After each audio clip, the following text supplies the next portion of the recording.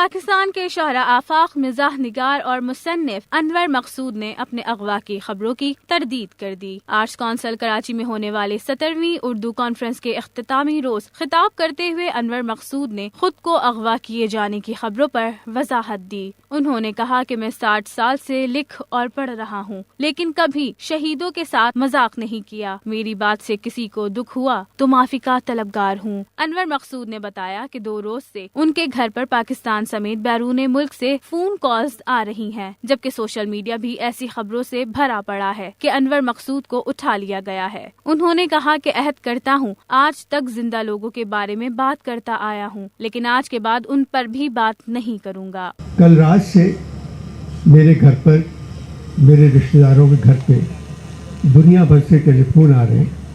کیا یہ خبر صحیح ہے کہ انور کو اٹھا کے لے گئے ہیں؟ یہ سوشل میڈیا بھرا ہوا ہے اس خبر سے۔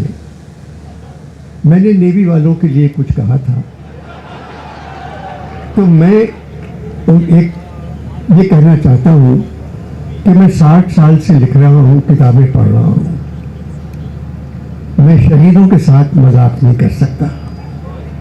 شہیدوں کی وجہ سے میں زندہ ہوں اس سرزمین میں۔ انہوں نے میرے لیے جانیں دی اور میں لکھ رہا ہوں۔